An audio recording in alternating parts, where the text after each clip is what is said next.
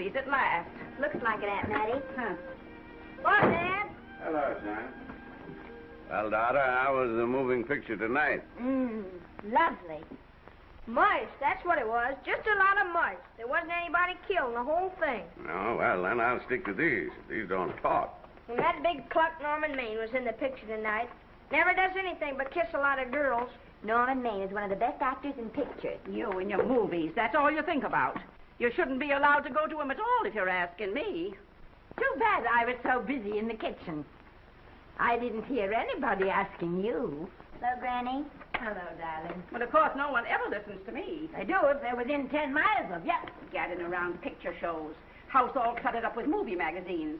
And the other day, I caught her talking to a horse with a Swedish accent. Now, sis, we're only young once, you know. Ah, Hollywood. You'd better be getting yourself a good husband and stop mooning about Hollywood. You know what she wants to do? She wants to go to Hollywood. I've known it all along. I've seen her making faces in the mirror and talking to herself. That's what comes of your movies. Why, what would you do if you did go to Hollywood? I'd be an actress. I would, I tell you. I've always known I could. Guys, wouldn't it be wonderful to have a movie star in the family? Oh, Miss Blodgett, may I have your autograph? You may not know it, Alec, but you're practically on your way to bed. Oh, Miss Blodgett, you're my favorite actress. Won't you tell me the secret of your success? Oh, let me alone. Why, Esther, what's come over you? I'll tell you what's come over her. She's just a silly little girl whose head has been turned by the movies. And the sooner she forgets the whole thing, the better off she'll be. Why will I be better off? What's wrong with wanting to get out and make something of myself? What do you do that's so much better? Just because you're satisfied to sit here all your life, you think you can laugh at me. Well, someday you won't laugh at me. I'm going out and have a real life. I'm going to be somebody. You know, if it was spring, I'd say give her a good dose of sulfur and molasses.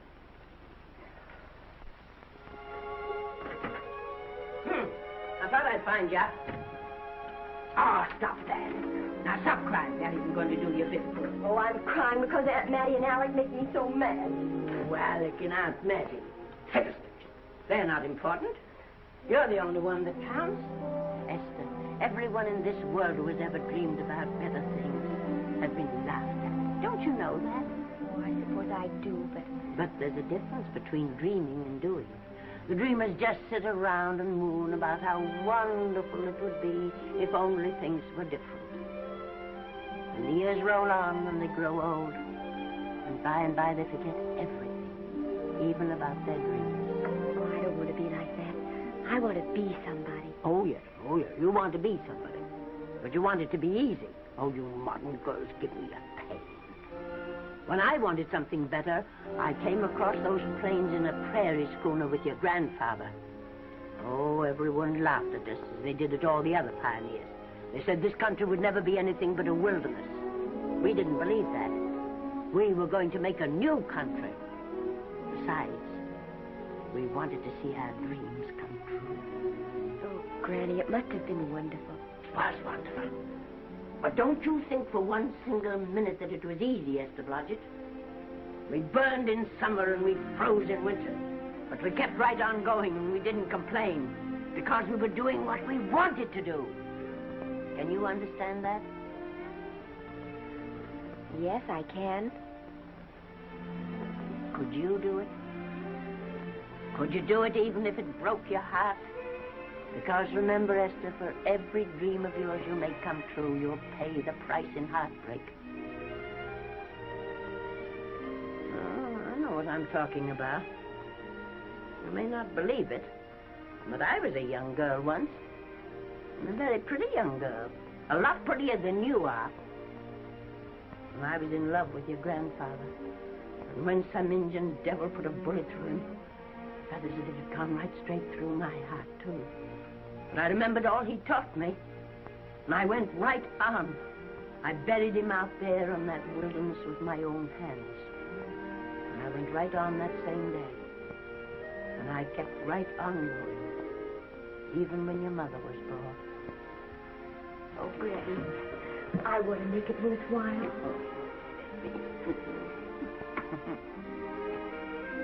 You know, Esther, there'll always be a wilderness to conquer. Maybe Hollywood's your wilderness now. From all I hear, it sounds like it. But if you've got one drop of my blood in your veins, you won't let Mattie or any of her kind break your heart. You'll go right out there and break it yourself. That's your right. Here. Oh, here. Stop that nonsense. Here. Take this and go to your Hollywood.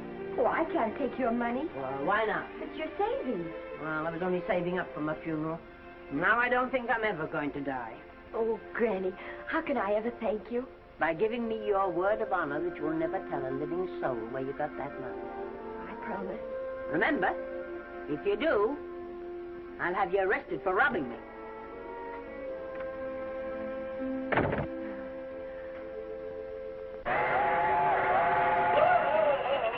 Here we are. Want something, Granny? Oh, I can make it, dear. Oh, thanks. Oh, I kissed Dad goodbye. Just a little kiss. He didn't even wake up. I bet you didn't try that on your Aunt Mattie. Oh, Aunt Mattie. Think of her face when you tell her. I am thinking about it. I've waited for that chance for 30 years. Here she is, girl. Oh, thank you, Cookie. Good.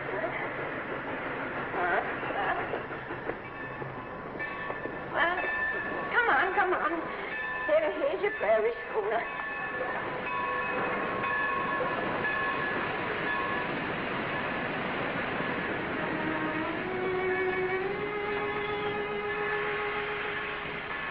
All aboard. Oh, Granny. Go on. Goodbye, Granny. Goodbye. I'll be waiting for you in those movie pictures. Don't tell Mattie. You know, my eyes are not as good as they used to be, but my ears are all right. So you remember, talk up good and loud. All aboard. Bye. Bye. Bye, Granny. Bye.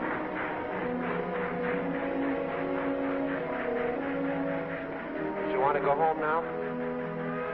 I don't want to, but I will.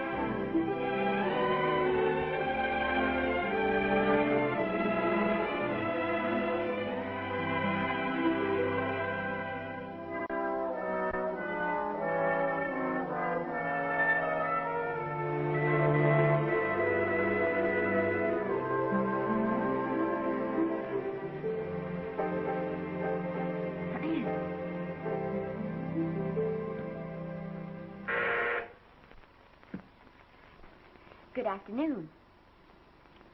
Day, week, or month? Well, it's a little hard to say. You see, I'm going into the movies. Well, you better take it for a week. It'll break your jump to Beverly Hills. Are all the studios really near here? All except Gaumont British. I suppose the best way to get a job is to go straight to the studios, isn't it? I haven't any illusions, you know. I'm perfectly willing to begin with a little bit of a part, or even as an extra. $6, please, in advance. Oh.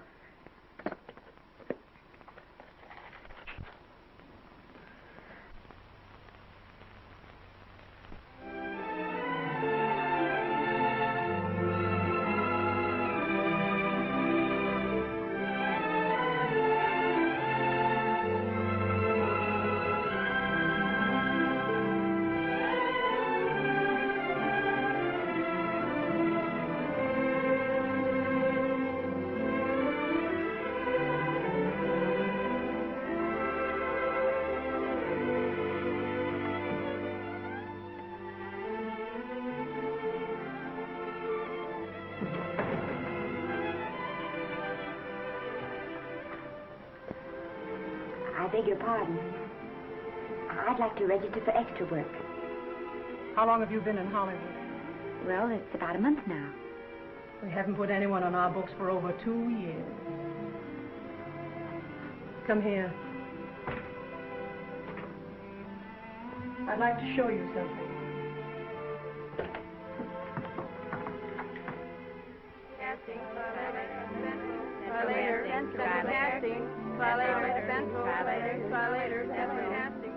Every time you see one of those little lights flash, it's somebody asking for a job.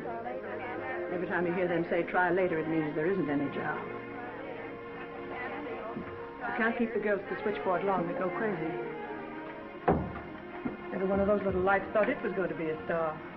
You still want to go in the movies?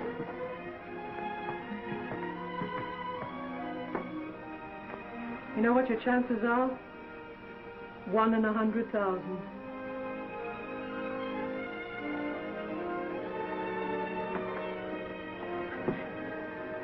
But maybe I'm that one.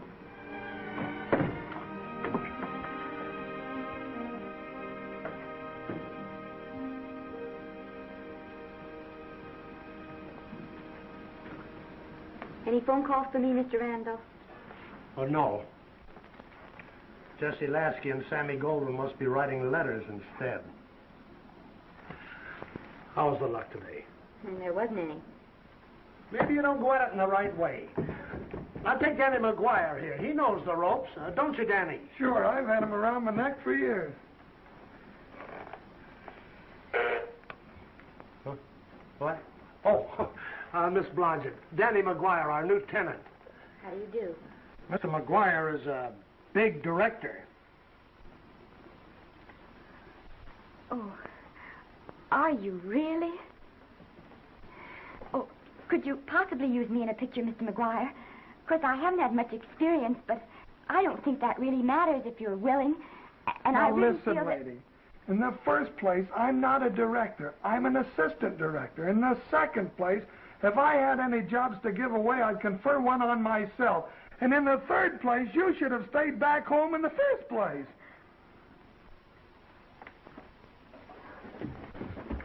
Oh, now look what you've done. Hey, wait a minute. Hey, don't be that way. Don't do that. Gosh, I didn't mean to get tough, but a guy thinks he's being kidded when somebody asks him for a job and he hasn't got one for himself. After all, I'm not a big enough shot to hurt your feelings. I'm sorry. It wasn't just that. It was a lot of things. Looking for a job every day and never getting any nearer to it. I guess I was beginning to get a little scared. I know. Lady, do I know. Well, there's only one thing to do for that feeling when you're tired and sunk and down to your last nickel. Come on and I'll buy you a drink. Well, it's not as bad as down to the last nickel. I've still got $11 left. $11? You're going to buy me a drink. Come on.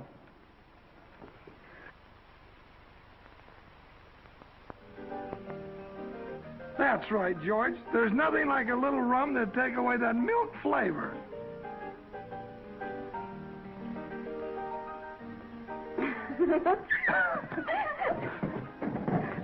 I beg your pardon. Certainly.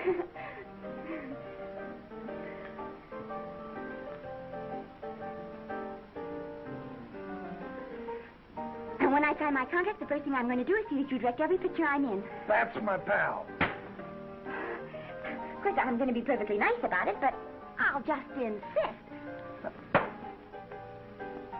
Now, that's the way to talk. Don't let them lick you. Oh, I should say they can't lick me. If they try anything like that, what? I just won't sign. Now, that's right. What have you got to lose?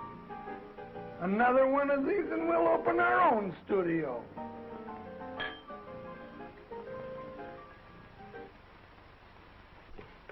Bill rendered $24. Past due. Remit without further delay. Me.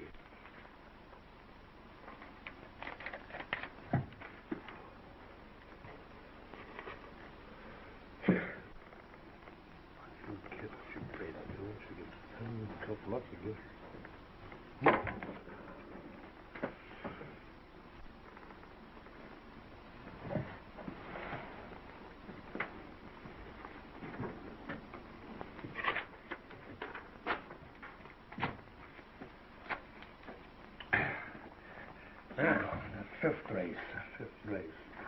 Tri-cap. Who's riding tri-cap?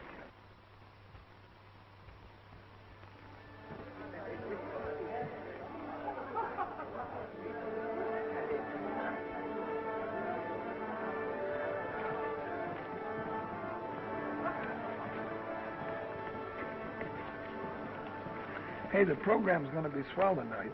Now, you take this fella Beethoven. I'm a pushover for him.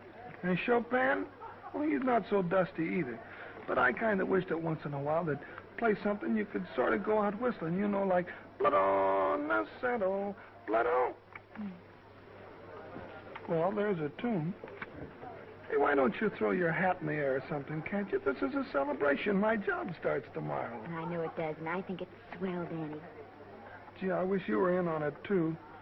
But, oh, no, it would have to be a war picture. One of those big novelty numbers, a war picture without any beautiful women at the front. Oh, well, something will happen soon. Maybe. Why don't you go home, kid? Oh, Danny, I can't do that. I came here, and I've got to stay. Well, now, if it's on account of money, I can... Oh, thanks. You've given me enough already. Anyhow, this is no time to be worrying. This is a party. Look at all the people. Everybody in the world. Look. That's Norman Maine.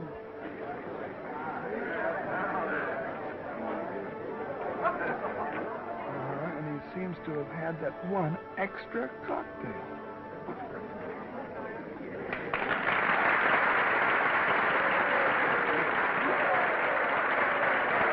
Oh, thank you. Sit down, you dope. That's for the orchestra leader.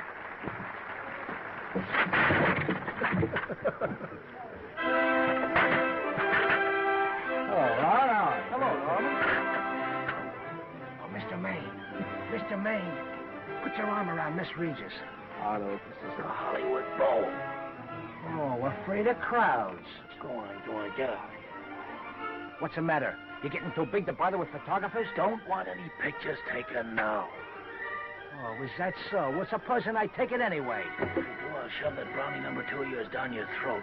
Thank you, Mr. Mayor. No, stop it!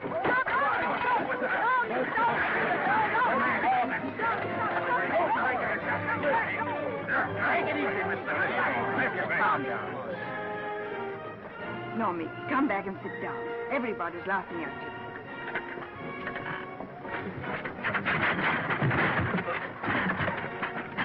All right. Hi, Norman. Is he always like that? Well, I suppose he has to sleep sometime. Oh, and he's so wonderful on the screen.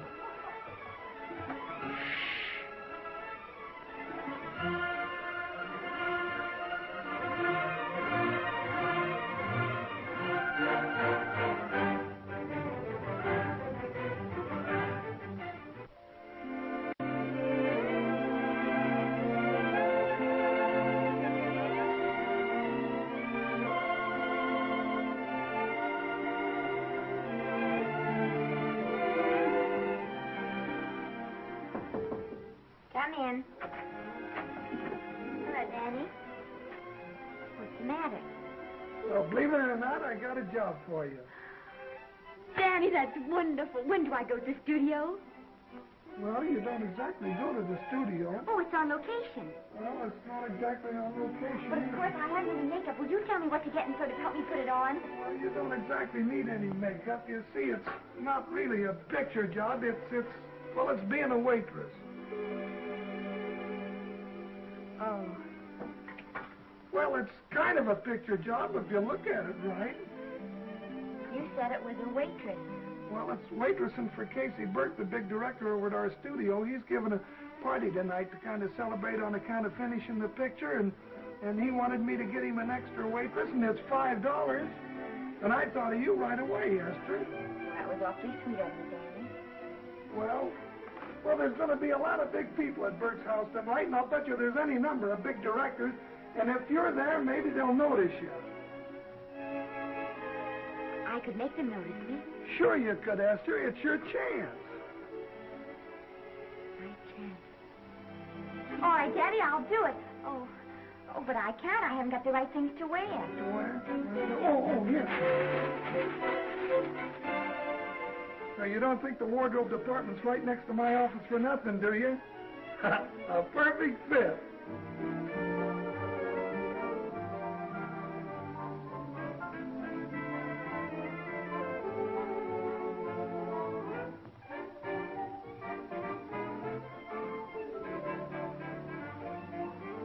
Did you get to the preview last night? I did. Would you like a little hors d'oeuvres? They are very nice. Well, thanks. Well, what did you think of the picture? They should have saved it for Thanksgiving. What a turkey.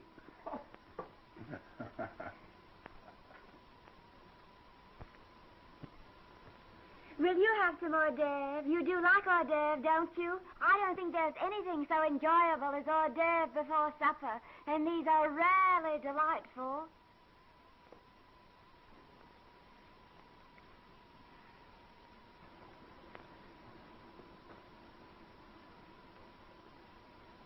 And at the finish, the kid turns around and sings the lullaby to its mother.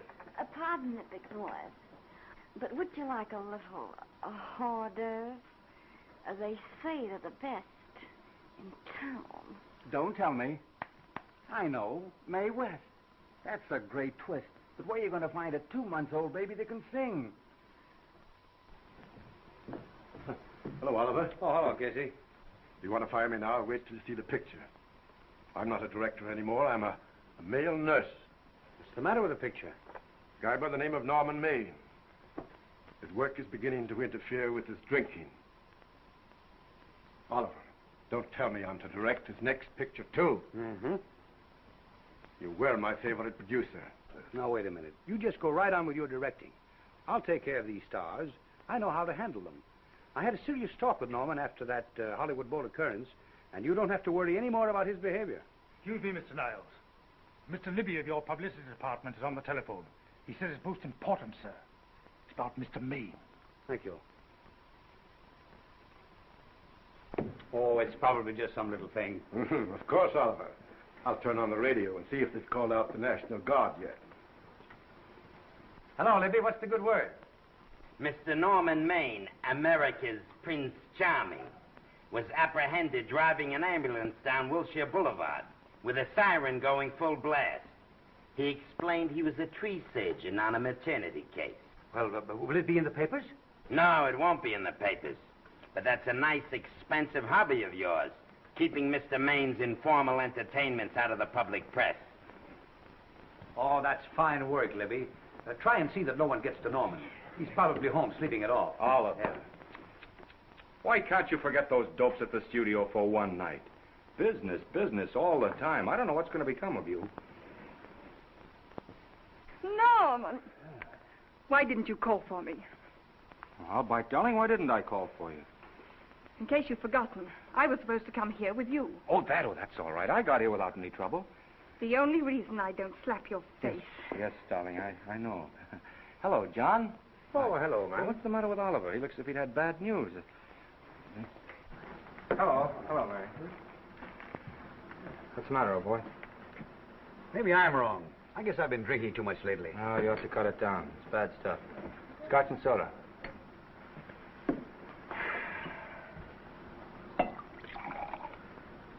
Come on. The word, you know, is pronounced when. Bad dialogue, Oliver. I'd rather not watch this. You know best. Soda. Thank you. Oh. Go ahead and say it. I've got it coming to me. Don't make it tougher on me, Norman. I don't want to stand here and preach. But take a look at my side of it. I'm trying to make pictures with you. I know. Costs are going up and the grosses are going down. No, it isn't that. I've made lots of money with you, and I can afford to take a loss. But I hate to see you going the way of so many others. Why don't you get Lloyd's to insure you against me? You can't get insurance against a man forgetting who he is. You're a great star, Norman, but there's nobody so big that he can afford to have people refuse to work with him. Who doesn't want to work with me? You... Quiet. Listen, I know plenty of people who do. Yes, and so do I. But your real friends can't stand seeing you start to fall apart. What do you mean by that? The first signs are always the same. Not being able to remember your lines. Cameraman struggling to cover your hangovers. And all because you have to have a good time. Every day and every night. Listen, I've warned you for a long time, Okay, Norman. Oliver, you're a swell guy. You won't lose any money on me. I'll promise you that. I'll be ready for the curtains when the time comes. When it does, here's my epitaph. And now I think I'll have a little drink. Scotch and soda.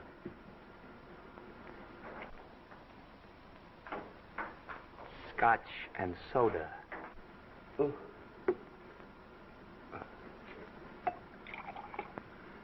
Come on.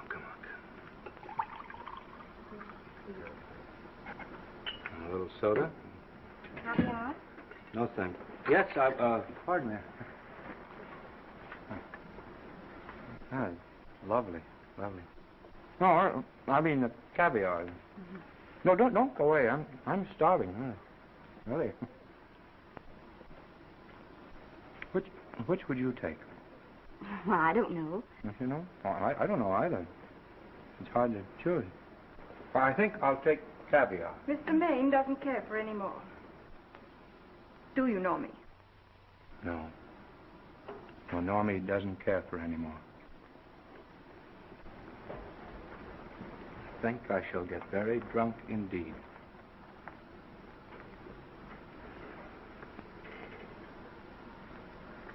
Scotch and soda. Sorry, I had something.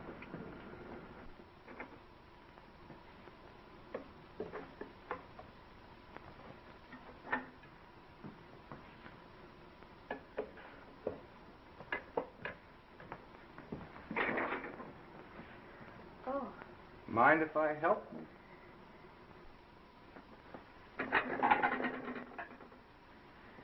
Won't they miss you? Oh, no. They'll just look under the table, and when they see I'm not there, they'll forget the whole matter. Hey, what's your name? Esther Blodgett. My name's Maine. I know. You do? Ah. What's so funny? I was just thinking about all your fans and how surprised they'd be to see you here helping me put plates away. Oh, they don't know my finer side. You'd be pretty envious of me, meeting you this way in person. Oh, you do. Well, tell me, are you disappointed? Yes. Now you've done it. Oh, never mind that. That makes the room look lived in. Tell me, why are you disappointed? I was sitting behind you at the Hollywood Bowl the night you didn't want to be photographed. Yeah. I'm told I crept into many a heart that night. Oh, I can never explain this. You know, you have very pretty hair. You better get out of here. And a sensitive mouth. And a charming little Precisely why are you here instead of with the rest of the guests? I'm just trying to be helpful. I see. Are you sure there's no other attraction? Well, it might be that my old mania for putting plates away is coming back on me. It's rather odd. I always know where I can find you if there's a pretty girl around. It's not only odd, it's embarrassing. You're being deliberately insulting, Norman. I put up with this long enough. Dear, don't lose your temper. Remember, we must try to keep the voice low. I know you'll excuse us if we go on with our work.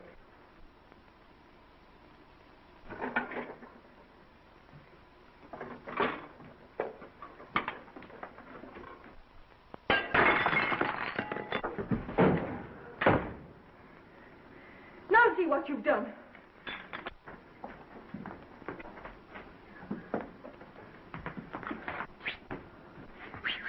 Come here. Help me up. Are you hurt? No more than usual. Come on, the wolves are on us. We gotta get out of here. Oh, I can't. The dishes aren't finished. Oh, yes, they are.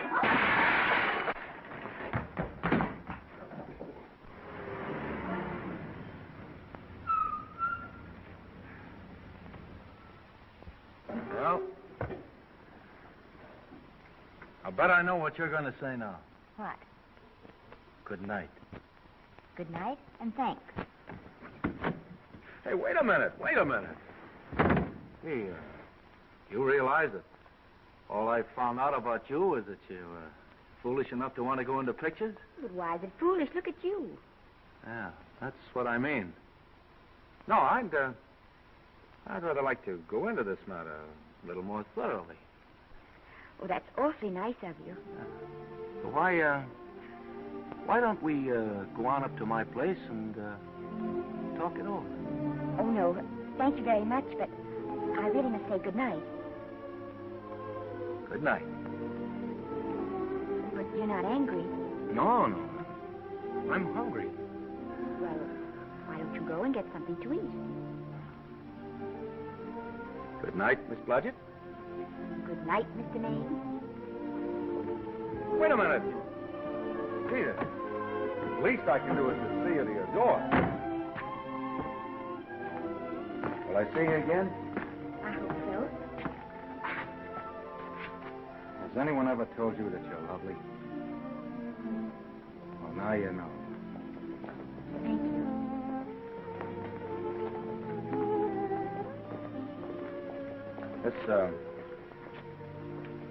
It's hard to say, but I want to say it anyway. You know, on the screen, I'm a, you know, in private life, I'm a, you know. But whatever I do, I still respect lovely things. And you're lovely. You understand? Yes, I think I do. And it isn't that bump on the head that's doing this. Well, I'm glad.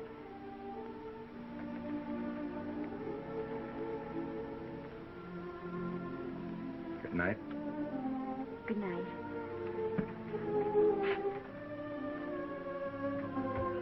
Hey! You mind if I take just one more look?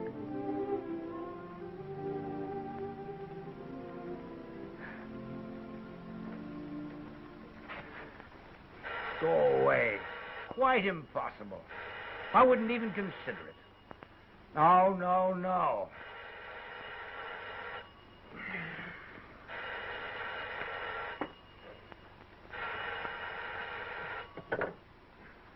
Hello? Who is it? Who? Norman? What have you done now? You're not in jail, are you? Oh. Yes, I see. Oh, it's that again. I see. She's beautiful. Yeah, I know. You want me to give her a screen test? Yeah, certainly. She's got wonderful possibilities. Oh, you know she's got something. Well, you knew all the other ones had something, too. Oh, no. I tell you, Oliver, she's got that sincerity and honestness and a... sincerity and honestness that makes great actresses. Oliver, I am so sure of this girl that I want to take the test with her myself. Listen, Oliver, you've worked hard. You're entitled to a break. You get...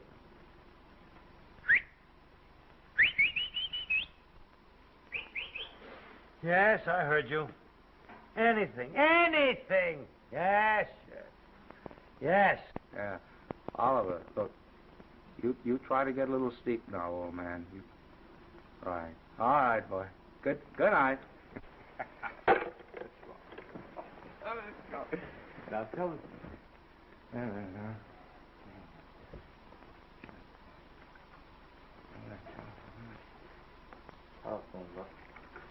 Telephone book. What is it?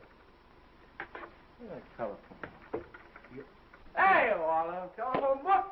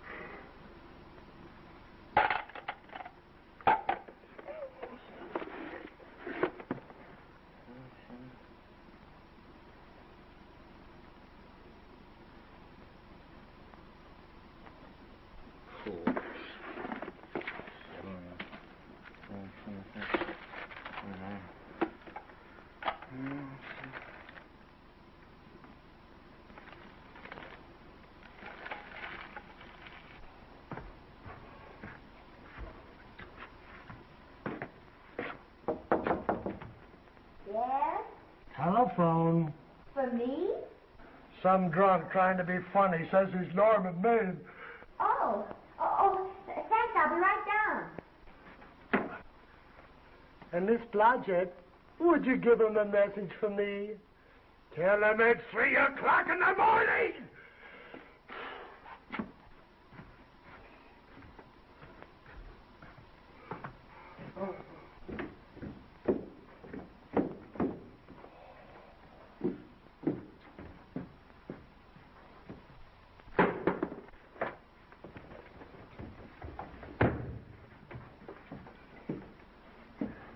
Hello? What? Oh. Oh. Oh. Oh, yes. I'll be there. Oh, thank you.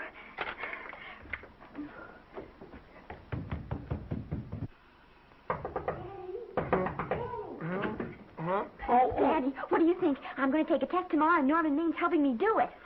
I'm taking one, too. Garble's assisting me.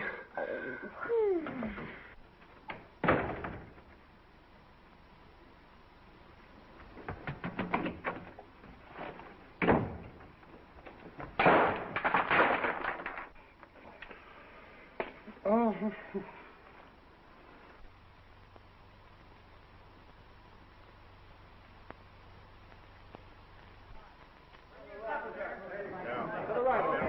Move that Golo in.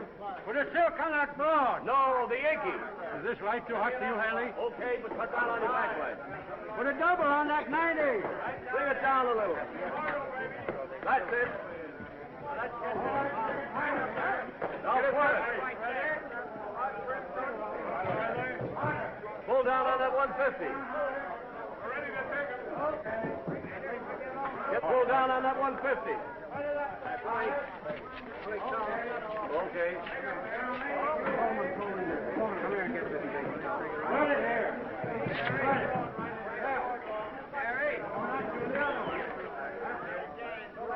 Bring me an apple box. Listen, gentlemen, please, if you don't mind. This is just a test. Ready, Mr. Burke? All ready, Mr. Burke. Ready, Mr. Burke. Ready now, Mr. Burke. All ready, Mr. Burke. Ready now, Mr. Burke. All ready, Mr. Burke. We're ready, Mr. Burke. All right, let's take it. Quiet! Quiet! Quiet! Quiet! Ready, Norman? Yeah. You ready, Miss, what's your name? You'll soon know your name, Esther. The whole world's going to know it. But I'm so scared. Maybe I better not try it today. Oh, come on. Now, don't be foolish. They all had to go through this. Harlow, Lombard, Myrna Loy, and now Esther Blodgett. All right. I'm ready. This is a take. Roland. Quiet. Hey.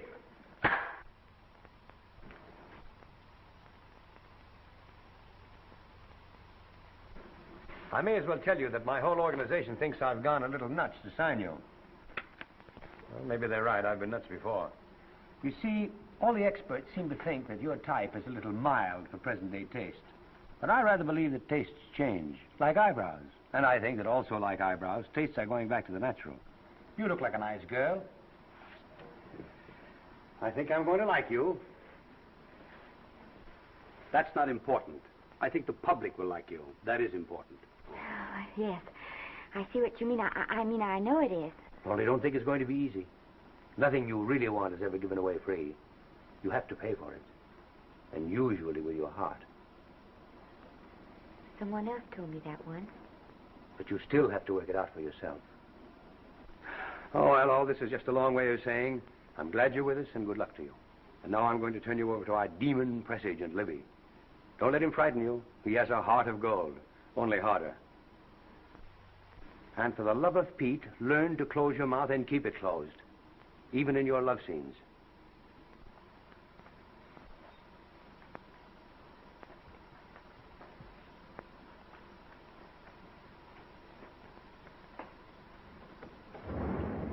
Are you a Russian? No, I was born in Fillmore, North Dakota. Oh, no. First saw light of day in a mountain cabin, a trapper's hut, high up in the Rockies. Go on. Well, I always wanted to be an actress. Dreamed of footlights as Lonely Kitty. Are you sure there's no Russian in your family? Positive. That's a shame. Well, what does your father do? He's a farmer. Social registerite father. Fed up with hypocrisies of 400, sought wilderness for consolation. There amidst the mountain flowers, he raised another blossom. His lovely little daughter. What's your name? Esther Victoria Blodgett.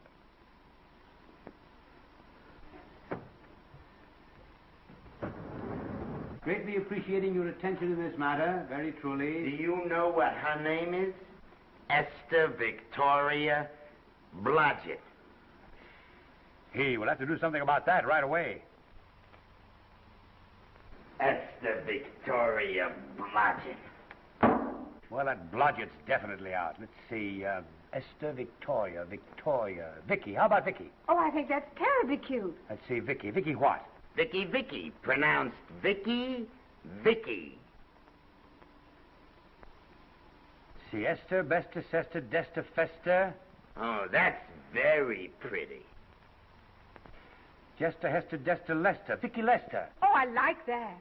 Say it. Vicky Lester. Say it again. Vicky Lester. Say it again. Vicky Lester. Say it. Vicky Lester. Say Vicky Lester. Vicky Lester. Vicky Lester. Vicky Lester. Vicky Lester. Flash. Oliver Nile Studio discovers new starlet, a Cinderella of the Rockies. Her name is Vicky Lester. Those who have peeked tell me she couldn't be more divoon. The face of an angel and such natural talents. Her voice is a symphony. Her very walk, they tell me, is enough to drive men mad.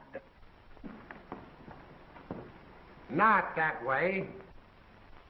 Get the lead out of your feet. Lift them up.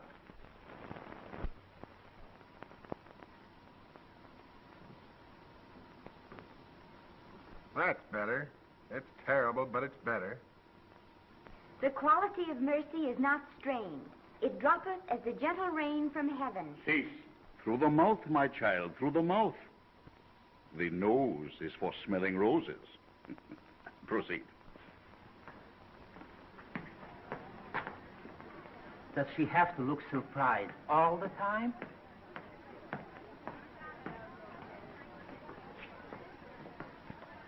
Anyway, it's just a rough sketch. Pretty small mouth, eh? Oh, well. Give her that Crawford smear.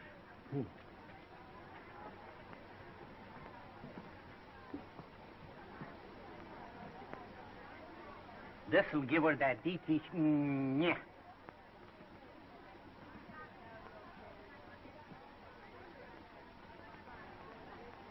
We're on the wrong track. She still looks surprised.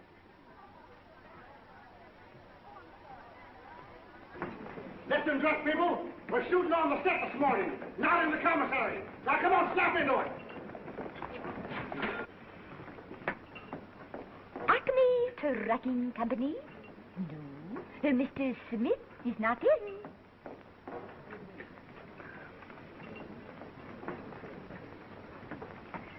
Acme Trucking Company. No, Mr. Smith is not in.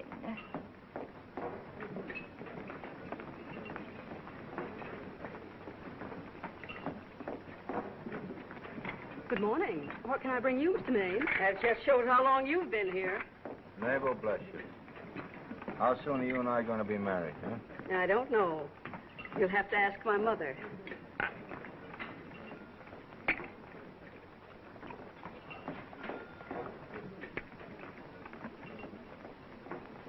Acme Trucking Company? No, Mr. Smythe is not in. Acme Trucking Company? No, Mr. Smith is not in. Acme? No, Smith ain't in.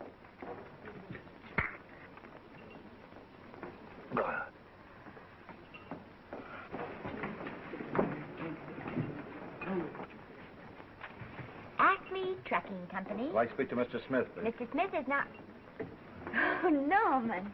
What's all this between you and Smith? I've got a part. It's only one line, but it's in the picture. Well, it's ambition that made you break that date with me last night. Well, I had to be here so early this morning. And So did I. I had to stay up all night to make it. You started your picture, haven't you? No, we're still in the testing stage. You can't seem to get the right girl for the lead. Gee, you'd think with all the girls there are that... Yeah, I know, but this one's got to be different. She's got to be little and cute and sweet, intelligent. It'll blow me down. What? Will close my tired old eyes. Well, what is it? Hold everything. Come on. Come on.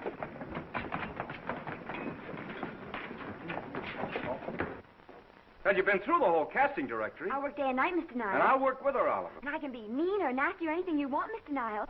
If she clicks, Oliver, you've got a star overnight. Okay.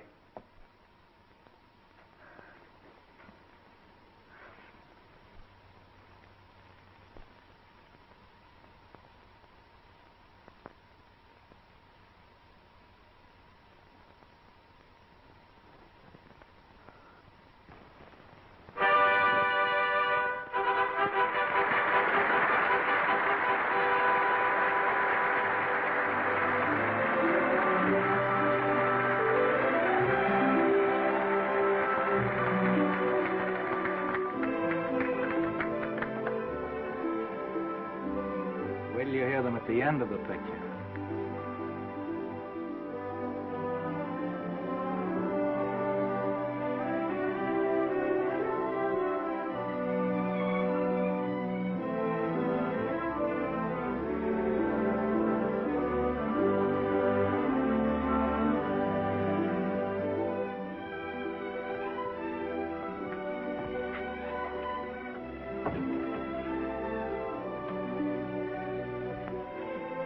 Do you think we were noticed? By no one. They're much too busy playing at croquet.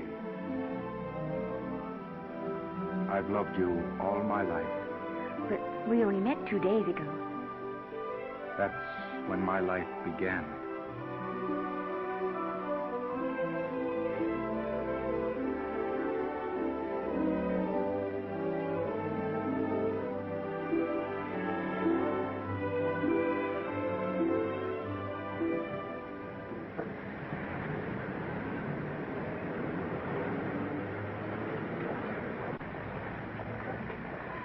she cute? You know, I think she's the same type I am, don't you? I think she's sweet. Well, it's Vicky Lester's picture, all right. I think she was much better than he was. These producers are so horribly down. They won't know how good she is. Well, maybe it's because she's a good girl. No, Maine's not so bad, but it's Vicky Lester they'll go to see. Vicky, darling, I think she's the most precious little thing I've ever seen. The knockout, Libby. You might mention that when you write your review. That Lester kid's a gold mine. Didn't you like Norman Maine? Was he in it? Libby, I'm afraid we have another hit. Huh? It's in the bag, neatly tied up with beautiful pink ribbons. Say, where are Norman and Vicky? I don't know. I thought you had them. I wish they'd come. We're having a party at the Trocadero. Isn't it thrilling running away from people? Norman, it's so exciting, So new. A star is born. Come on, run.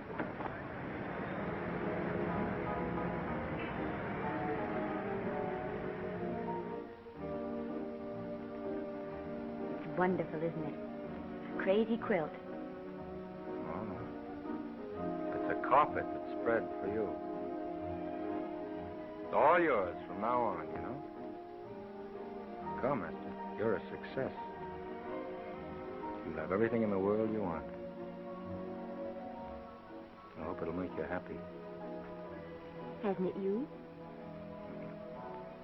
But then there was one thing I never had. Lots of times I told myself I'd found it, but I always knew I was lying. Still, I never stopped looking for it. Maybe it'll come.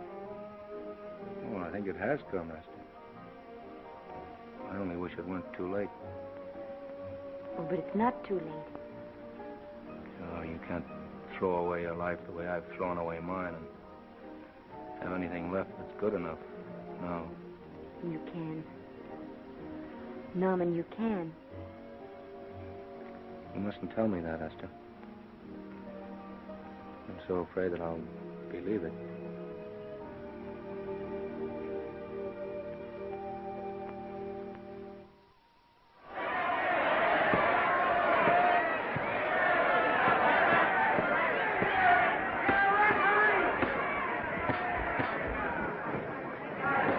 Gotcha. Shoot your right. Swell, isn't it? Lovely. What's Gotcha getting? Don't you hear me, Gotcha? Shoot your right.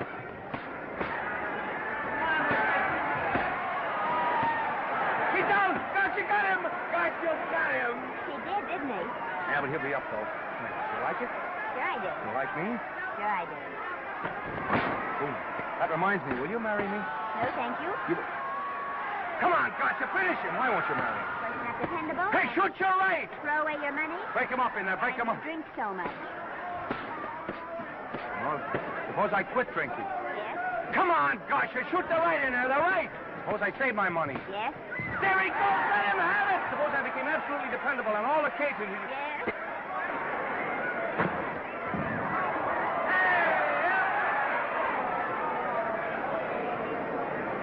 Hey, Gotcha. He's got him. He's got him. He certainly did.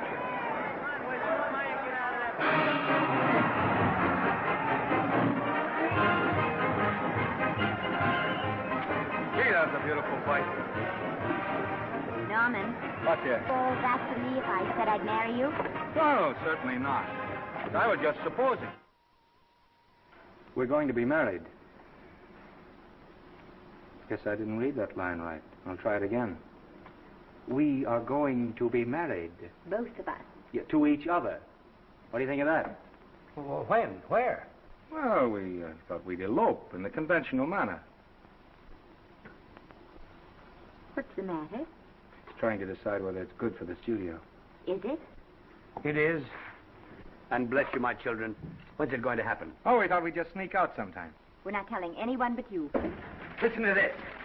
The screen's ideal romance blossomed into breathtaking reality today when Vicky Lester and Norman Maine, America's dream lovers, slipped quietly through the portals of holy matrimony. How does it sound? Horrible. But you see, we're going to elope. Sure you are. It'll be the biggest elopement this town ever saw. We'll get a tie-up with the Army, have you escorted all the way down to Yuma by 20 of their new bombing planes. Is he going with us? Don't you think we can work this thing out better alone? No sense in bothering the happy couple with all the details. I'll see to it that you get a carbon copy of the whole layout. I can hardly wait. I'm sorry. We didn't realize that we were in the way. While you're settling the details, you don't mind if I take this woman out and buy her a ring, do you? Sure, go ahead. We want everything legal. That's a charming match. A nice girl like Vicky. And public nuisance #1. Now, wait a minute, Libby. Norman's all right. And if you'll pardon my pointing, Vicky's business is her own. It doesn't require any comments. I wasn't making any comments.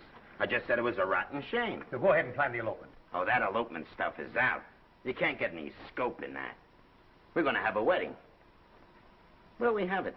Customary place, I believe, is a church. Nah, it's been done. This has got to be something big. The beach. I can visualize it. The bridesmaids in bathing suits. 20,000 Santa Monica school children spelling out the word love. It's a novelty, but is it big enough? Why not the city hall? A police escort of every motorcycle cop in town.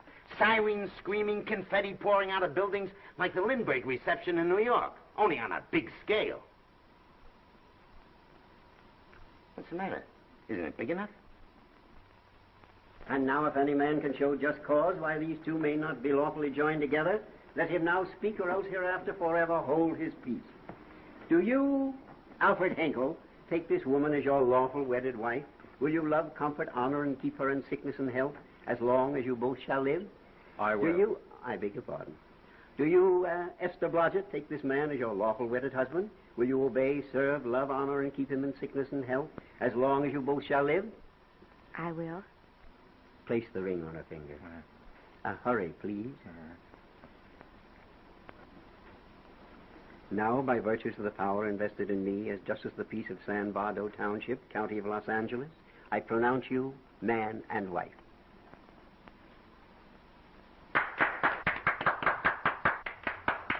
Quiet!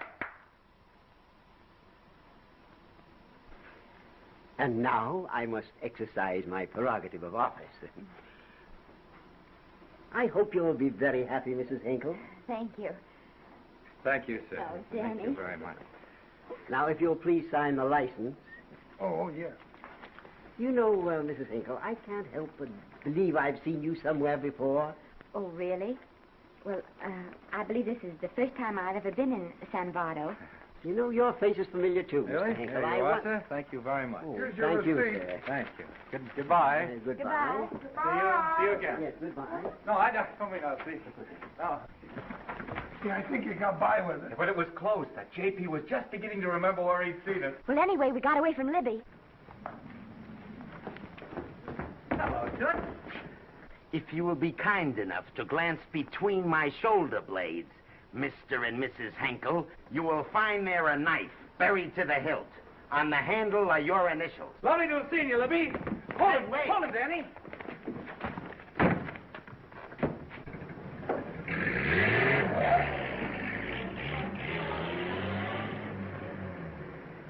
There go a couple of rats I raised from mice. Well, they got a right to get married, haven't they? I haven't got any right to double-cross the public, and I haven't done it yet. Hey! People versus Porky Washington. We're charged with violating Section 600. Young man, you're in contempt of court. Operator, get me the Los Angeles Tribune. I've a good mind to put you under arrest. Wait till I make the score. You wait, too. Tribune, give me the city desk. Johnny, this is Matt Libby. I got a flash for you. Norman Maine and Vicky Lester were married at 2:30 this afternoon. Vicky Lester? Court recess.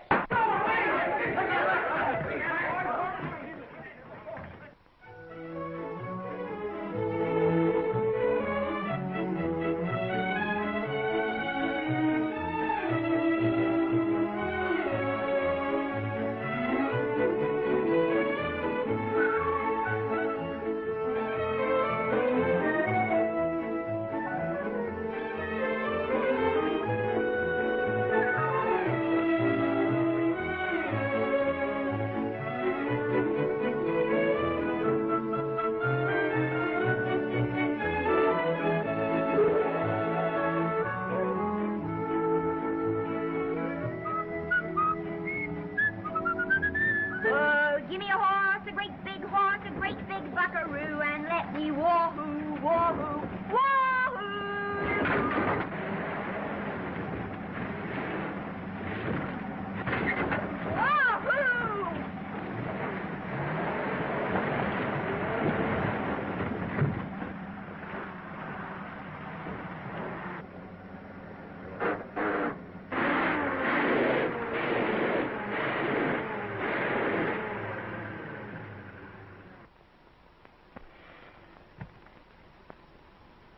Wahoo. Hey, wahoo.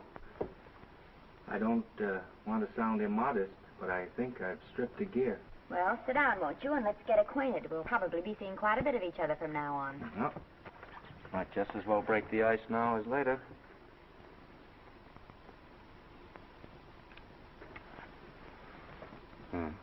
Now we're old friends. Say, have I got time for a shower before dinner?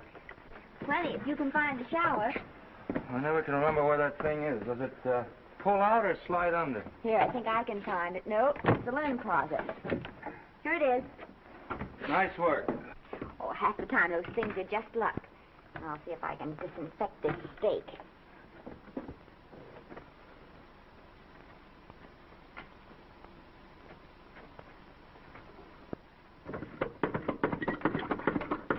Yeah, Esther, there's no soap. Here. Thank you. Oh, and Esther. Yes, dear? I'll need a washcloth. Oh. How you fix the cigarettes? And you know I never smoke underwater. Hey, what do I do to make this thing work? Pull that gadget at the top and pray for rain. Well, I can't reach it. I can't get my hands up. If you've gone in there with your arms down, you'll never get your bath. Unless you're a contortionist. Yeah, well, I'm not a contortionist, and don't throw that up to me now. You knew it when you married me. Will you close this door, please?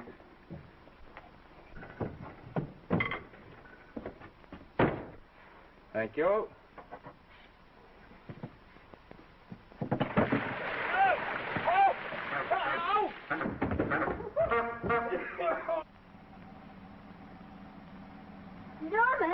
Norman, here comes the car. You got it? Huh? Here, quick. Quick what? Quick, go out and stop them and ask for help. Oh, I'll catch cold. Oh, you'll get warm again. Yeah, don't, dear. They'll recognize me. Now, you keep your face down. Go on. There may not be another car for a week. Well,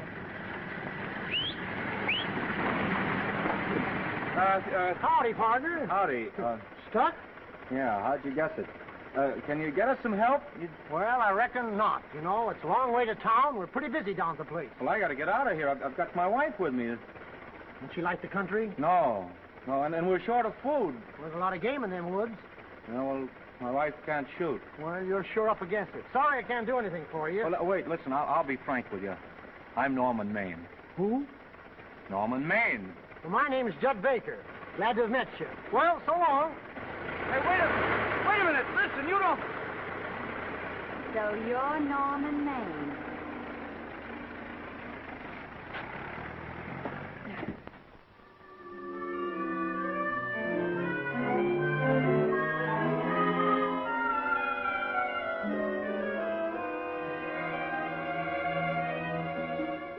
I got my prestige to look out for.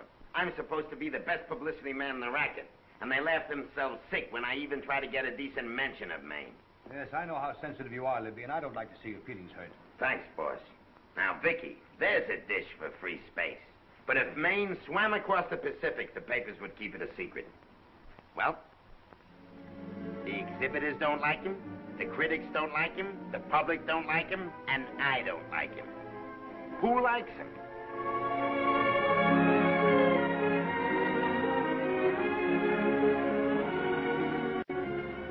Oh, but darling, this is almost too much of a surprise. And there I was in my touching innocence, thinking we were going to live at the beach house. Oh, we'll still keep the place at Malibu. But this is special. This is our castle. It used to be in the air, you know? Well, we'll never use any ugly words like contracts and pictures and careers. When we come in those gates, we'll check the studio outside. Come on, I got another little surprise for you.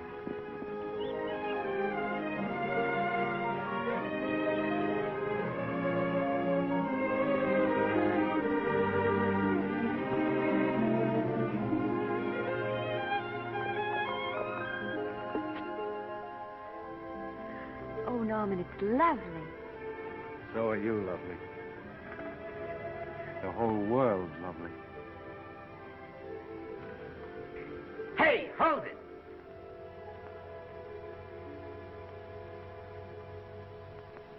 That's it. Caption: Their honeymoon never ends. All right, let's get some pictures. Now, if the bride will sit here and the groom stand behind her, we'll have something unique. Now let's go after something different. You sit down and she'll stand up. Pretty radical, isn't it? Yeah, but in a nice way. Okay, Otto, fire. Caption: Their honeymoon begins anew. Ah, the producer. Caption: Their honeymoon ceases abruptly. Hello, Oliver, glad to see you. No, I'm glad you're back. Thank you. Vicky, how well you're looking. Hello, Oliver. Am I interrupting? Yes, thank you. Just want a couple more pictures. That's enough of both of them. What they're asking for is exclusives of Miss Lester. Alone. Oh, I see. Well, come on, Oliver, let you and me get exclusive. See you later, Vicky. Oh, don't worry, Otto. My camera smashing days are over. Yeah. They ain't your only days that are over. Oh, hold that, Miss Lester. Gorgeous. Well, Oliver, how's the dividend situation? Very pleasant. I think we'll show $2 million on the next quarter. Oh, smart move of mine to sell my stock, eh? Oh, well, when you need money, you need it. Well, some people save up for just such an event. There's bound to be a rainy day occasionally. Yeah, but as a citizen of California, I've always refused to admit that. Yes, I know, but still it does rain. Well, anyway, you can thank me for some of those dividends of yours. Mm-hmm.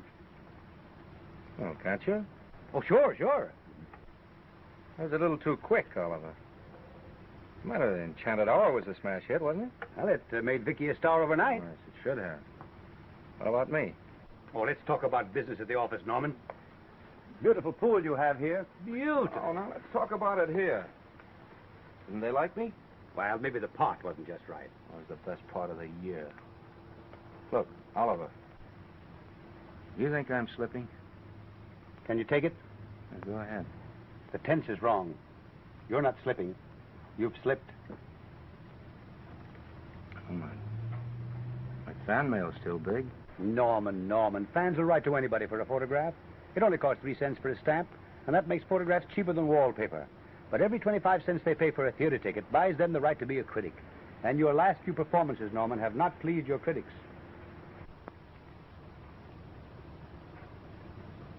You remember I told you I'd be ready for the curtains when the time came? Here it is. Let's call off the contract, no hard feelings. We're not quitting, either of us. There's no explaining these things. We've all seen how the public turns. Maybe we can turn them back. I've got a swell script lined up for you. About Esther. If you think that I'm going to get in her way... Well, as a matter of fact, as it happens, there's no part in this story for her. I'd more or less planned to star her in a picture of her own, with that young Pemberton opposite her. He's coming along nicely. Good for young Pemberton. All right, Oliver. We'll make a try at it. Let's hope it's not too late.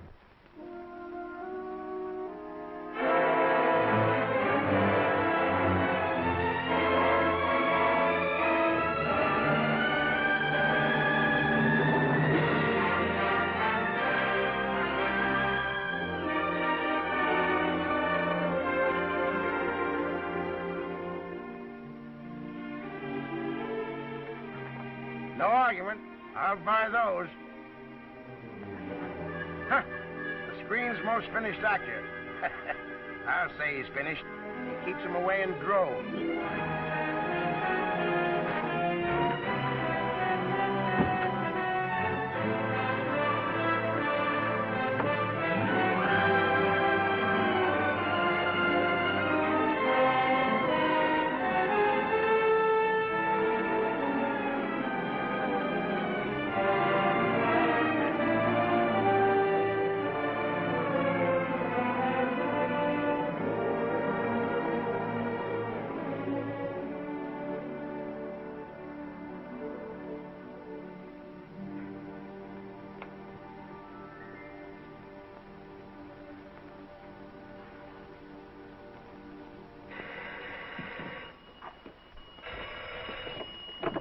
Hello? No, Miss Lester isn't home as yet. No, I'm not the butler. But I can take a message just as well as he can, honest. Oh, is that you, Norman? Swell. Listen, Norman, this is Artie Carver. Hiya, kid. Swell. Say, I hear you're through with Oliver Niles. Is that on the level? Oh, please, Artie. I'm not news anymore. Forget it. Say, what kind of a settlement did you make on your contract? Give me a figure so I can do a story on it. There was no money involved. We just called it quits. Okay, I'll fill in my own figure. Say, by the way, I've been trying to get an interview with Vicky for 2 weeks, but she's always busy. How about you giving an old pal a break by speaking to her for me? Sure, I'll ask her. Swell. So long.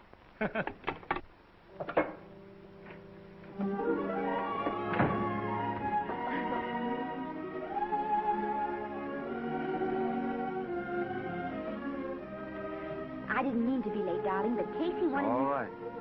You're here now. What's new today? Nothing. Haven't been out of the house. Let's go somewhere tonight. No. You're tired. We'll stay in. I'm not tired, really. Oh, yes, you are. You've got a hard day ahead of you. Anyway, I see so little of you, I'd like to have you to myself. Oh, but it's a servant's night out. We haven't any. Yes, we have. I fixed a little snack with my own lily white hands. I'm learning to cook in my spare time. Then I think I'll marry you. Oh, I get it. You want to make an honest cook of me, huh? Comes in on wheels in this joint.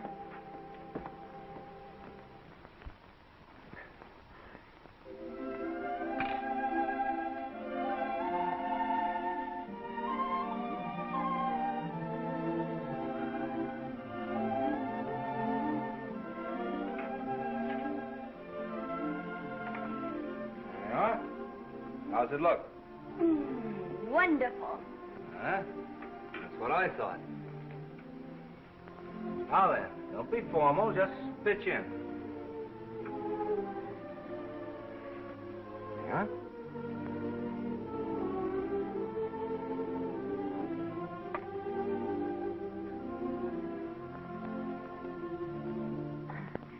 I'm afraid my mouth's not quite big enough. I'll measure it next time and make them to size. A little hard to lift, too. In fact, I think I'll take those measurements right now.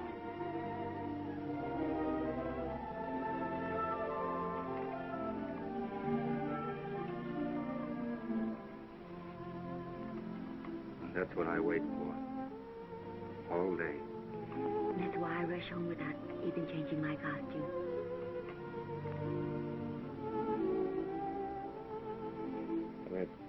We're forgetting that we're hungry.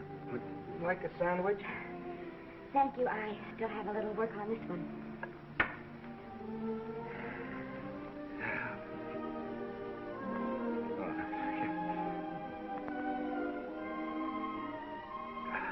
Norman, will you unhook my dress? I can't breathe. Mm-hmm. You know, all the time I thought it was the kiss that made you breathless. A lot of hooks, hmm? Uh-huh. Why don't you have a zipper? That's a good idea. You got it? Yes.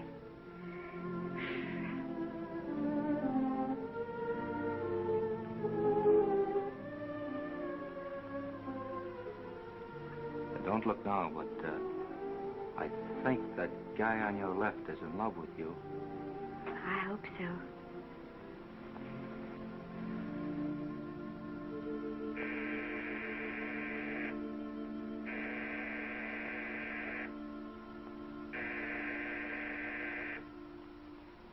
It's the doorbell. Is it? Maybe they'll go away. Oh, I never do at a time like this. Come here. Just a minute, dear. I'll be right back.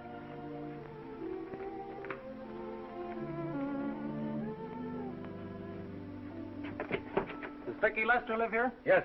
I got a package for her. I'll sign for it. Who are you? I'm her husband. Oh, sure. I'm right here, Mr. Lester.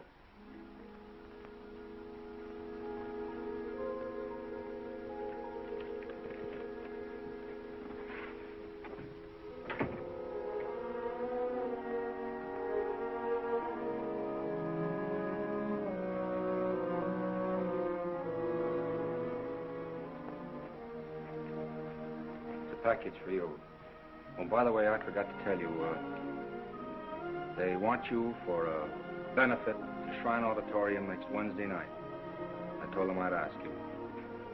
And, Oh, darling, I don't want to hear about that now. Well, you better wait till I finish before I forget them all. The Academy dinner secretary phoned. She wants to know if you want a table reserved for you. Oh, yes, Artie Carver called and asked if I'd use my influence with you to get him an interview. I told him I'd try. That was all, I think. Oh, Norman, let's don't talk about those things now. We're forgetting the wonderful food you prepared. Well, I'm not very hungry now. I think I'll fix me a little drink. But no.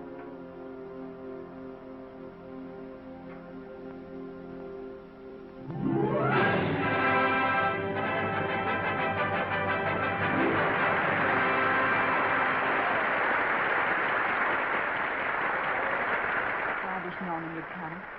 Stop worrying. And think how nice that statuette's going to look on your mantelpiece. Do you suppose anything's happened to him? But of course not. He's just been held up in traffic. You think about that statuette. And now we arrive at the climax of the annual dinner of the Academy of Motion Picture Arts and Sciences, the highest award within our power to bestow. We have already applauded with our hearts as well as our hands, while awards have been given those gentlemen who during the past year have rendered distinguished service to the motion picture industry. We now pay honor to the ladies, or rather to one lady. We offer to her the Academy Award for the finest performance of the past year. She has already had the world's acclaim, but this is the tribute of her fellow workers, the men and women of this industry.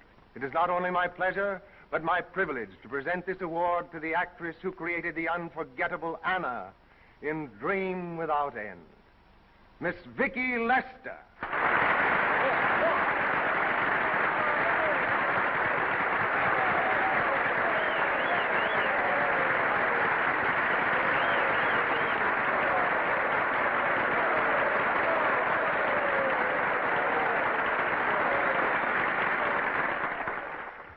What more can we say, Miss Lester? This says it all for us.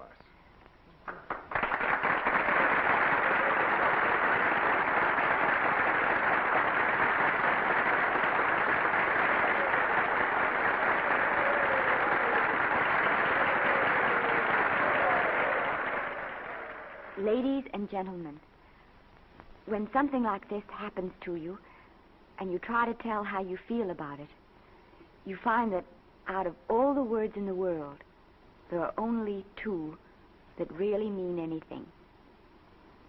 Thank you. All I can do is to say them to you from my heart. All I can do is to keep on saying them. Hey, that's fine. All this thing. That's a very pretty speech, my dear. Very pretty. You said the right thing. I want to be the very first one to congratulate you on that valuable little piece of bric-a-brac. Now I want to make a speech. Gentlemen of the Academy and fellow suckers, I got one of those once for a best performance. They don't mean a thing. People get them every year. What I want's a special award, something nobody else can get. I want a statue for the worst performance of the year. In fact, I want 3 statues for the 3 worst performances of the year, because I've earned them. And every single one of you that saw those last masterpieces of mine knows that I've earned them. Libby, start the music. What I'm here to find out is, do I get them or do I get them? Now answer yes or no.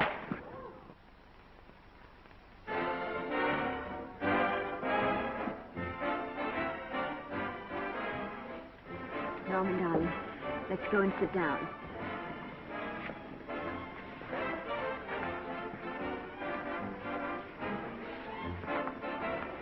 Come on, Norman, sit to that. Glad to see you, Norman. Hello, Norman.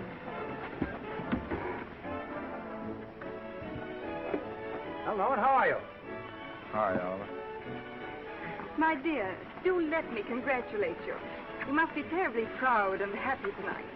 Thank you.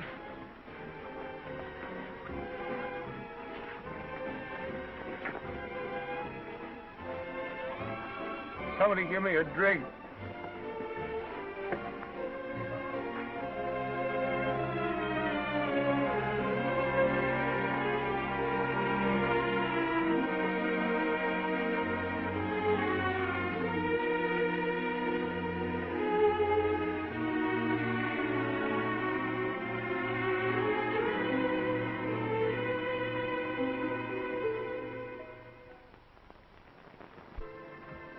Oliver, it's nice of you to come to my dressing room. Vicky, how are you? I've missed you. Everyone's missed you. Have a nice trip. Well, a 3-month tour of the theater circuit scarcely comes under the head of pleasure. But the way they're screaming for your pictures all over the country. Miss Lester, if I may talk shop, you are a knockout. Thank you. It's good to hear that. You've been crying. A little. How's Norman?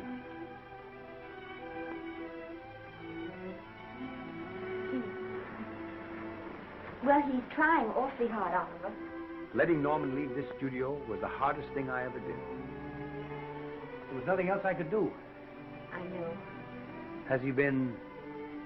Is he all right? He's gone to a sanitarium. He really wants to stop drinking. And I think he could only... Well, perhaps if he could start working again, it would be some encouragement. Oh, Oliver, could you do that? Oh, thank you. But he mustn't ever know I told you. He won't know, and you mustn't worry. I want you to keep up your good work in this picture. I'll try, Oliver. That's the one thing I can do for you.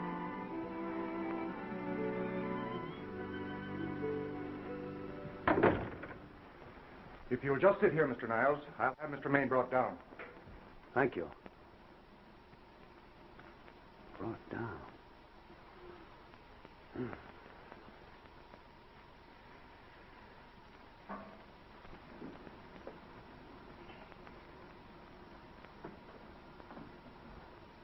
Hello, Oliver. Welcome to Liberty Hall. Hello, Norman. Well, no, Mr. Niles isn't slipping me a case of scotch, Cuddles. This is just a handshake. This is Cuddles, Oliver, my social secretary. We go everywhere together. How are you feeling, Norman? Fine. Getting along remarkably well, Cuddles tells me. He says you ought to see some of the boys. Let's sit down. Yeah. Cuddles, we really don't need you. Touching, isn't it? Can't bear to have me out of his sight.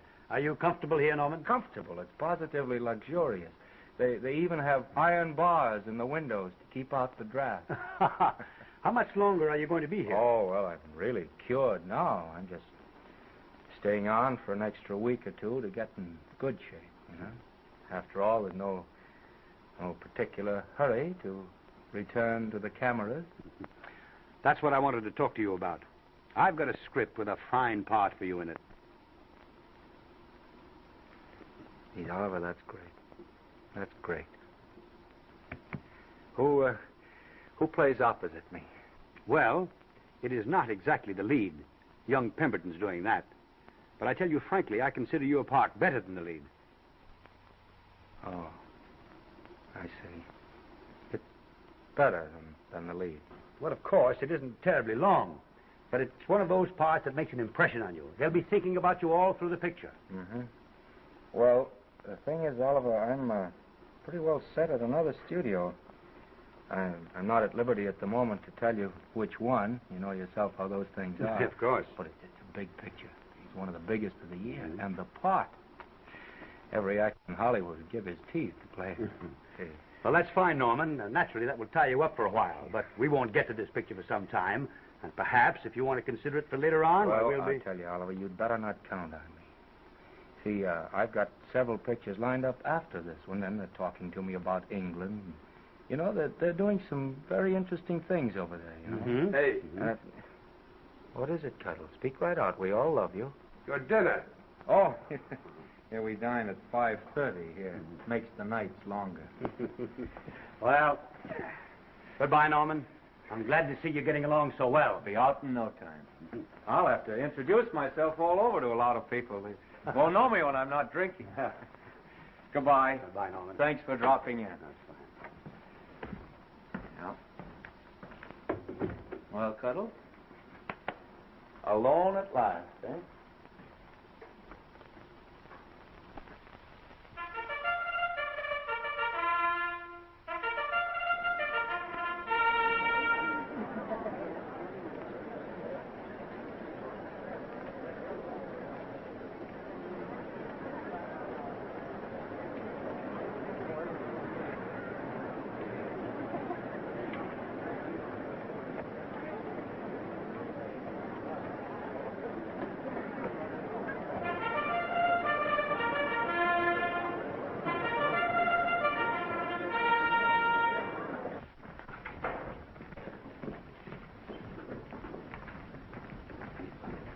Bert?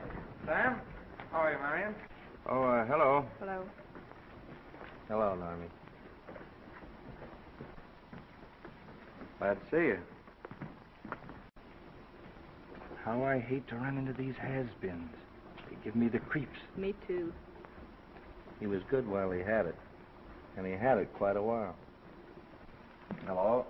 Hello, Mr. Maine. I haven't seen you in a long time. Oh, I've been resting. Ginger ale, please. Ginger ale and what? Ginger ale and ginger ale. A new leaf? A whole new book. Thank you. Scotch straight. Hello, Libby. Why, it's Mr. America of yesteryear. Do they let you wander about now without a keeper? Oh, sure. I'm a trustee now. Didn't expect to find you at Santa Anita. What do they do with the actors while you're away? Oh, they cut them into slices and fry them with eggs.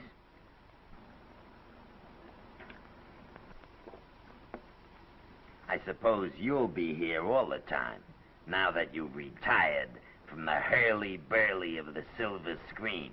Well, we're living down in Malibu now, and pretty lonesome with Esther away working all day. Well, I wouldn't squawk about that if I were you.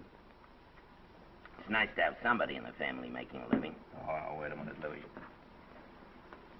I don't want to forget that we're friends. Friends, my eye. Say, listen, I got you out of jams because I had to. It was my job, not because I was your friend. I don't like you, and I never have liked you. Nothing made me happier than to see all those cute little pranks of yours finally catch up with you and land you on your celebrated face. Where do you work, Libby? Always wait till they're down, then kick 'em. I don't feel sorry for you. You fixed yourself nice and comfortable. You can live off your wife now. She'll buy you drinks and put up with you even though nobody else will.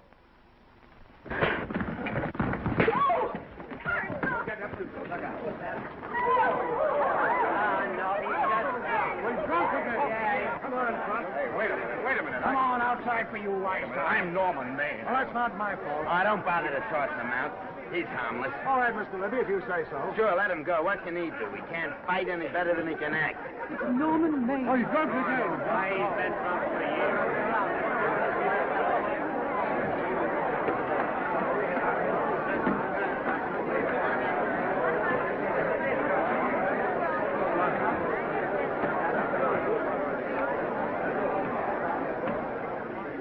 Give me a scotch. Double. Leave the bottle here.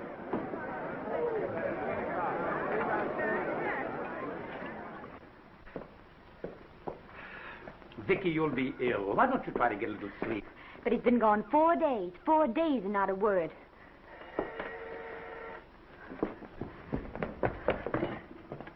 Oliver, I can't. I just can't. Hello? No, this is Oliver Niles speaking. What? Where? Thank you. What is it? Nothing. Oliver, tell me. He's in the night court. He's been arrested on a drunk charge. Now, he's all right. He isn't hurt. I'm going right down and get him out. I'm going with you. Vicky, it isn't any place for you, and if it gets in the papers, What do there'll I be... care about the papers? I'm going with you.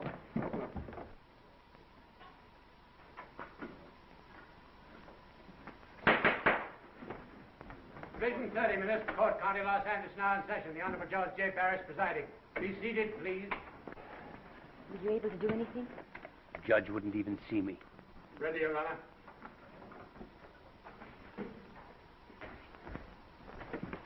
I want to advise you that you're entitled to be represented by counsel, to be confronted by the witnesses that may testify against you, to compel witnesses to attend on your behalf to a public and speedy trial by the court or by a jury, and the right to be admitted to bail.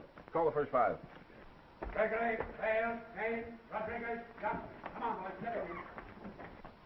Go ahead. Move along. William Gregory. Plain drunk, picked up at 5th in town. Asleep in the gutter. 14 similar offenses in the past 6 months. Still at it, Gregory. How do you plead? I don't feel so good. I didn't ask you how you feel. I asked you how you plead. Guilty, I guess. When did you get out the last time? Just before Christmas. Well, I'm sorry you'll have to miss New Year's, but you'll be out in time for Washington's birthday, 60 days. Milton Rails. Plain drunk, picked up on Brooklyn Avenue, given treatment at receiving hospital, then removed to jail. How old are you, Rails? 17, sir.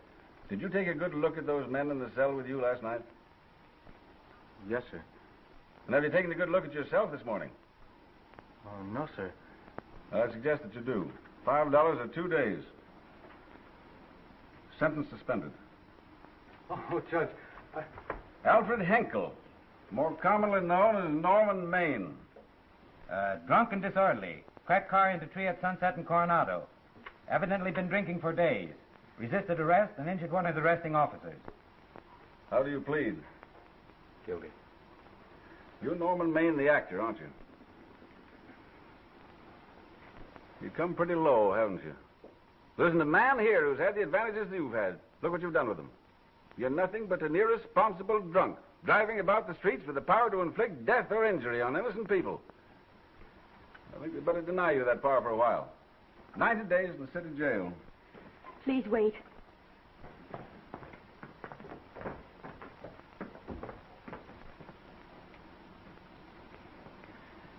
I'm his wife. Yes, I recognize you, Miss Lester.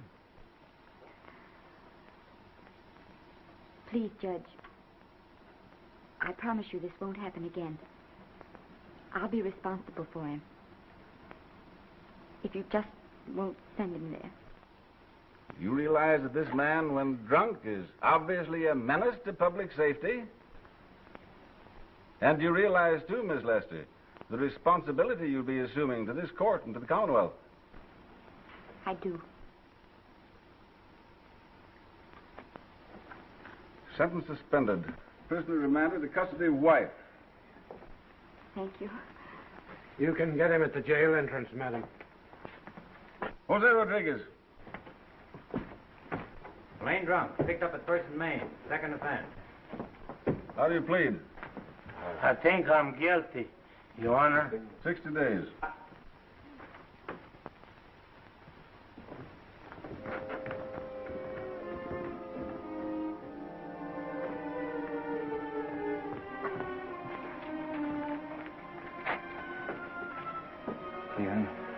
I'm so tired. Hold it, Mr. Maine, for picture. Oh, no. What please. about a statement for the press? Oh, no, please.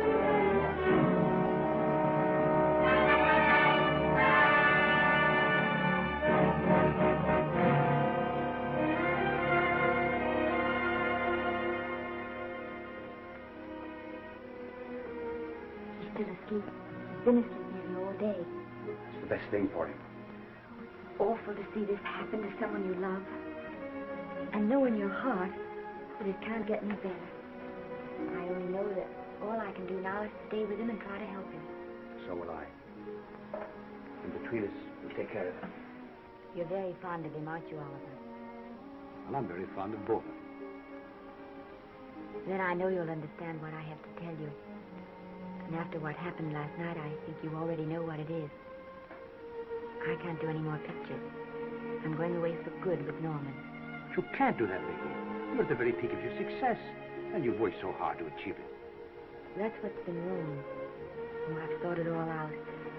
Maybe if I hadn't been away from him so much, last night and what went before, it wouldn't have happened. Oh, I know it's too late to think about that now, but it may not be too late to go away with him and start over somewhere. It's your life you're giving up, Vicky. so I can try to give Norman back his. Can you honestly tell me I'm wrong to do it? No, Vicky. I cannot honestly tell you that. Then there'll be no more Vicky Lester.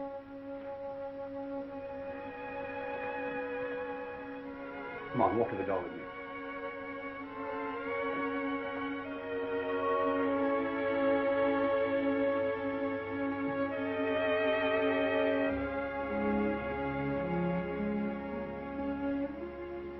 Goodbye, Vicky Lester. You were a grand girl. Good luck, Mrs. Norman Maine.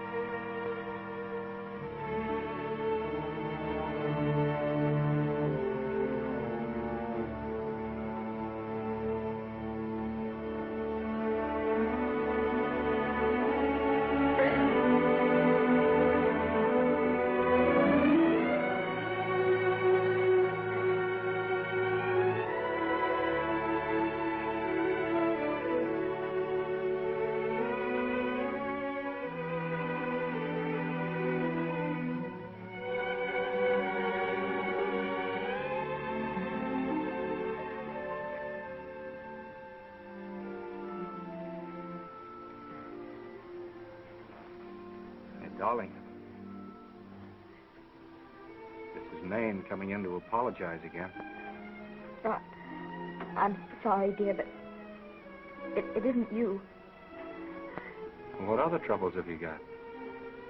None. I was just playing a scene with myself. Now look, I'm just coming out of the jitters and you're just going into them. This is a swell household. Isn't it? I'll tell you what we'll do. I'll promise to brace up if you'll go on the wagon. I guess I have been drinking too much. You know what I'm going to do? I'm going to be an athlete. You mean with great big muscles and everything? Well, roughly speaking. Gonna join the YMCA? It costs too much. I'm going wading out in our front yard. Now? Sure. Would you like me to go with you? Sure, if you'd like to. No, me. I don't think I will. It might spoil this beautiful, natural wave. Yeah, I guess that's right. But, darling, look, could you have a hot toddy... some hot soup for me when I come back? Some hot soup? Yeah. And I'll make some of those nice sandwiches. Norman, do you have to?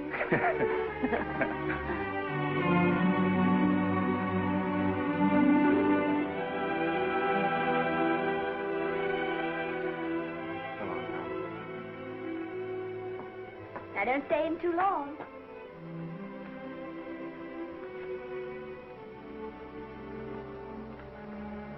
Hey! You mind if I take just one more look?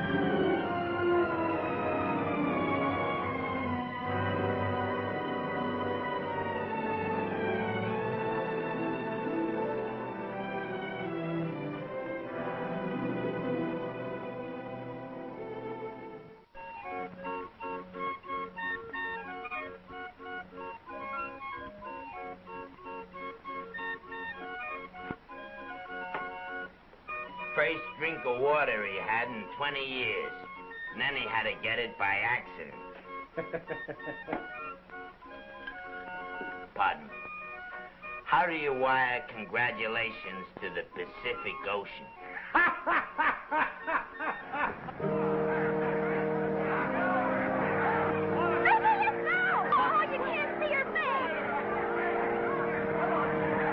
Hello, Vicky.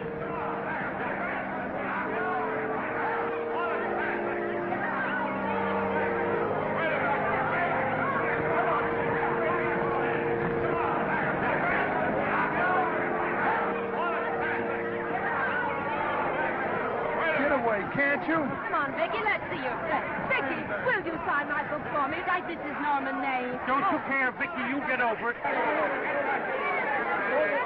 Stand back, can't you? Don't you cry, dearie. He wasn't so much.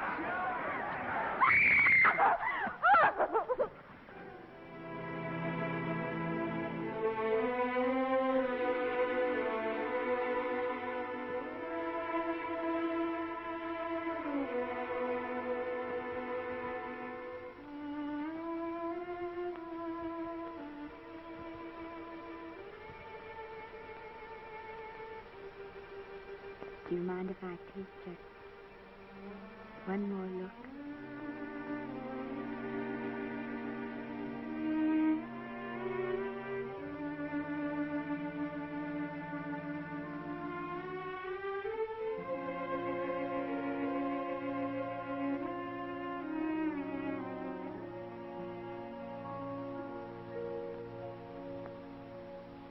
Here are the paychecks for the servants, Grave.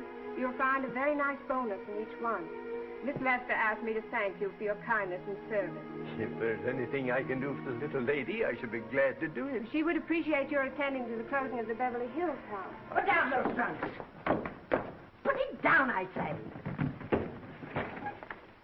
Well, where is she? In the bedroom. Who are you? Oh, I'm her grandmother. Get out of the way.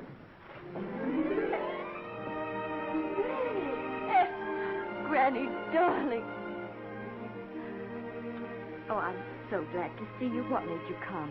Oh, I know when I'm needed. Now get out of here. Go on. Get out of here, all of you. I want to talk to my granddaughter alone.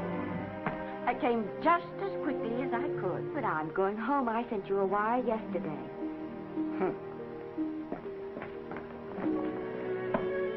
Sit down. Is it true that you're going to quit the movie? I never want to hear them again. What are you running away from, little girl? I'm not running away. It's just that I can't go on. My heart isn't in it anymore. Once I told you, if you get what you want, you have to give your heart in exchange.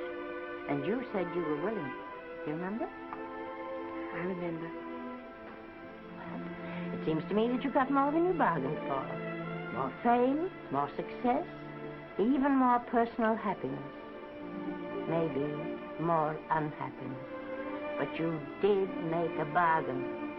And now you're whining over it. I don't think I'd feel so very proud of myself if I were you, Esther. I'm not, Granny. My mind's made up. Oh, then I'm sorry I gave you the money to come out here. It was just wasted. Oh, but Granny... I was proud of you, Esther. I was proud to be the grandmother of Vicky Lester. It gave me something to live for. Now I haven't anything. I know. Oh, I want to be strong, but I can't go on. I can't. You must. Tragedy is a test of courage. If you can meet it bravely, it will leave you bigger than it found you. If not, then you'll have to live all your life with a coward. Because no matter where you may run, you can never run away from yourself. I never knew Norman Maine. He wrote me a very sweet letter when you were married. He said you told him how much I meant to you. And I know just how much you must have meant to him. You know, Esther, I can't believe that wherever he is, he can be very happy, knowing that his death broke the spirit of the little girl he praised me so highly for raising. And I can't believe that he can be very proud, knowing that all his great love did for you was to make you a quitter. The car is ready, Miss Lester. We'll have to go now to make the train.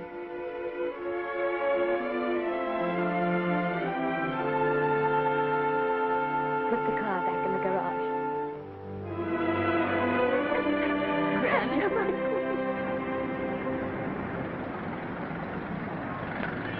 The entire picture industry has come to the Chinese Theater for this opening tonight. It has come to pay tribute to a great star on her long-awaited return to the screen in what has been called her greatest performance. It has come to pay tribute to the girl herself. The girl who has won the heart of Hollywood. The girl who has won the heart of the world. Miss Vicki Lester.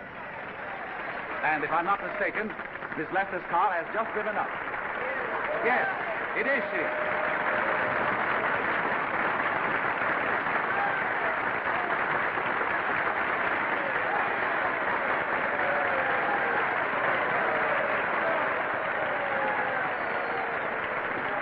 I hope this doesn't scare you too much. I scare very slowly, young man. Big smile, folks, please.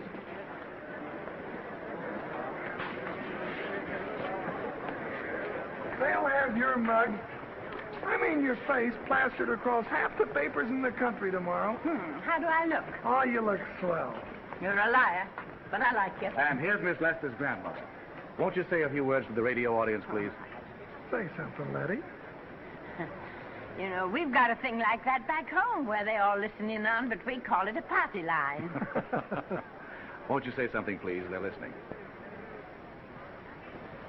Maybe some of you people listening in dream about coming to Hollywood. And maybe some of you get pretty discouraged. Well, when you do, you just think about me. It took me over 60 years to get here, but here I am, and here I mean to stay. Thank you very much.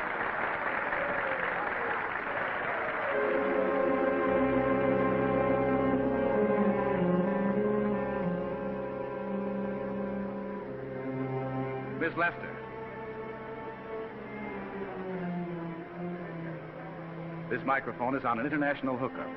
Throughout the world, your fans are hoping that you'll say a few words to them.